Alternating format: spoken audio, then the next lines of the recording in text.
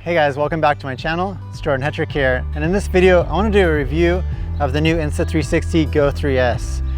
So I'm just going to take this thing out and show you guys some footage and help you decide whether it's a worthy upgrade for you, or if you're in the market for a tiny little camera like this, if this one's going to be the one that works. The GO 3 cameras are these tiny little action cameras that look like this, and you can use just the camera unit on its own to record your videos or take photos. It also comes with this little action pod, which is basically like a case. It's a charging case. It's also a screen that you can use either remotely with your GO 3S camera, or you can place it in there to use it more like a traditional action camera. The major upgrade here on the GO 3S is that this little tiny camera now records 4K video. So you can record in 4K at 30 frames per second. So just take a look at this footage that I recorded using the GO 3 at 2.7K and the GO 3S at 4K, and you can decide what you think. Hopefully you can see it here on this YouTube video that's been compressed, but you can see that resolution is definitely going to help you out. Whether that matters or not to you, I think really depends on what you're filming. If you are filming for high res for YouTube, for example, and you want this camera to create some extra little clips to throw in, I feel like that 4K is really going to make a difference. I do wish that the GO 3S recorded 4K at 60 frames per second, so you could slow it down for that nice cinematic slow motion when you need it. But you know, for what it is, a little camera that you're just gonna get some unique angles with, that 4K 30 I feel like helps out a lot. Also, when I was looking at the GO 3 and the GO 3S side by side, I noticed that the GO 3S is just slightly fatter. You really can't tell much difference. It's a fraction of an inch. But it does have this larger lens here, and that actually is what was able to get them the 4K video, and it also added a new mega view. So it's a different field of view available on the GO 3S compared to the GO 3. I feel like the mega view is a better wide angle perspective because it has less distortion.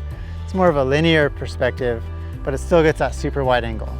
So that's really important when you're using a camera like the GO 3, because you've got it close to you and you want to capture as much as possible that's near you to get it all in the shot. You're not going to get that same quality footage that you're going to get with a full-size action cam like the Ace Pro here, because you've got this tiny little camera, but it's really great if you just want to clip it on for like little unique shots because it's so light. I feel like it's really useful for things like that. But in general, if you're going to be filming a lot, a full-size action cam like the Ace Pro is probably going to be your better bet. But now that the GO 3S records 4K, you can definitely mix those clips in and it's not going to stand out as really low resolution. If you do want to record videos in super slow motion, the GO 3S does record at 200 frames per second, but it's in a 1080 resolution. So as long as you're okay with that lower resolution, you can get some nice buttery smooth slow motion. Also, if you're recording in low light, this camera really is better used in bright daylight. It does have a jitter reduction setting, which will help reduce those jitters a little bit, but you just won't end up with the same quality as you can get with some of the other action cameras.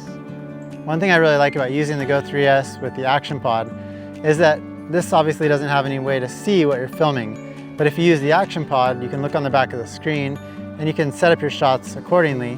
So if you want to put on your hat, for example, you can make sure it's pointing in the direction you want to point, and then you can just record either directly on the camera or on the action pod. You just have this little remote viewfinder, and I find that really convenient for setting up those shots. If you're considering purchasing the GO 3S for vlogging, there are definitely some upsides and some downsides to using this camera. On the downside is that the screen on the action pod has a delay that makes it really hard to film with, especially if you're looking at the camera while you're filming and trying to watch that screen. You can see the delay on the screen here by watching my finger move away, and you'll notice it's still on the screen of the action pod. That delay just makes it a little hard to film, whether you're looking at yourself in the screen or you're just composing your shots, because it's not actually synchronized with the camera's movements. So that's definitely something you should be aware of. Some of the positives of using the GO 3S for vlogging is that it's so small and unobtrusive that it's easy to make people feel comfortable when you're talking to them and just get real life shots. What's nice is it's available in black or white, so you can kind of match your style and let it just blend in, and you can really get some real action and just some real talking without making people feel uncomfortable. You can wear this camera and almost forget that it's there, which is why I think this is a great camera for those extra shots, but not necessarily for all of your filming needs. Of course, if you need help with your GO 3S camera, I've got a book for the GO 3 and the GO 3S that's got lots of little tips on how to maximize the small size of this little camera. Also, what I'm really happy about is that the GO 3S is compatible with the GO 3 action pod. So if you already own the GO 3 and you just want the extra image quality on the Go 3S, you can just buy this camera unit, and then it's compatible with your existing action pod from the Go 3. So I think that's really good that they didn't make you upgrade the action pod also, because they could have made a small little tweak where it wouldn't fit, and then you'd have to buy the whole thing together. Also, I really like how strong the magnet is on the Go 3S. It feels like you can just clip it on your chest and it's gonna stick really well. A lot of the action cams have magnets built into them, but either the camera is too heavy for the magnet or the magnet's just not strong enough and you don't feel confident wearing it because of the heavier weight of those other action cameras. Whereas this one I feel like is just really easy to stick on your chest and stick into really unique locations. Also on the Go 3S, they made it waterproof a little bit deeper, so it's waterproof to 33 feet deep. This little part here, which is the camera. However, the action pod itself is not waterproof, it's just splash proof. So you don't want to take this underwater ever because it'll ruin it. And this wouldn't necessarily be my underwater camera of choice just because of the resolution.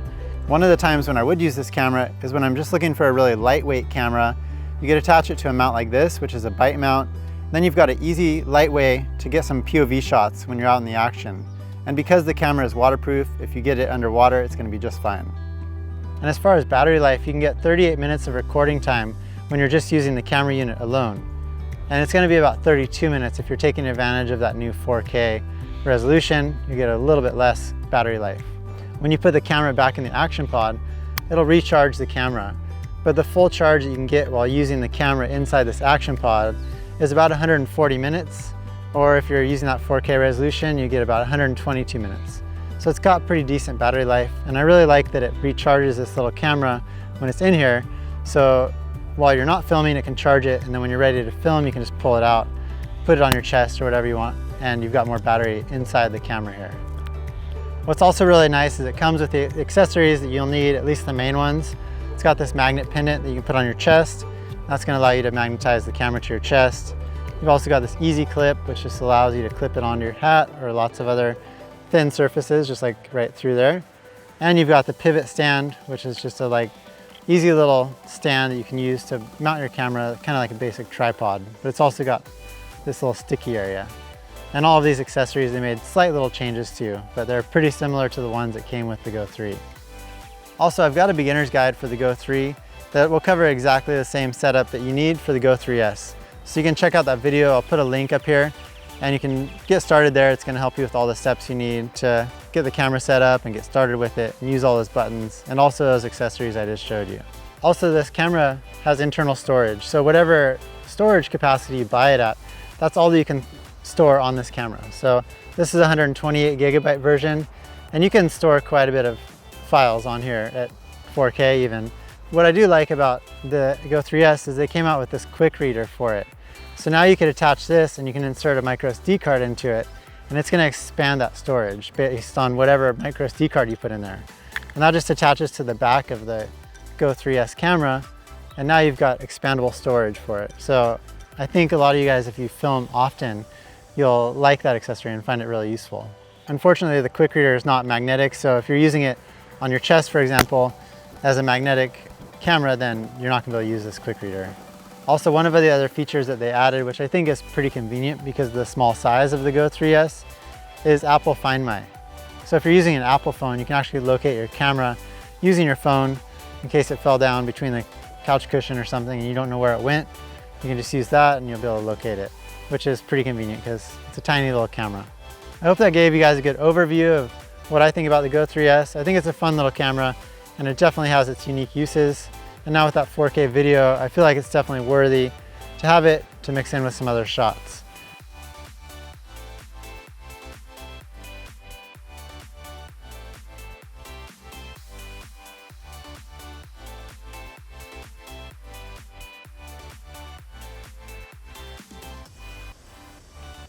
Thank you guys so much for watching, and I'll see you guys in the next video.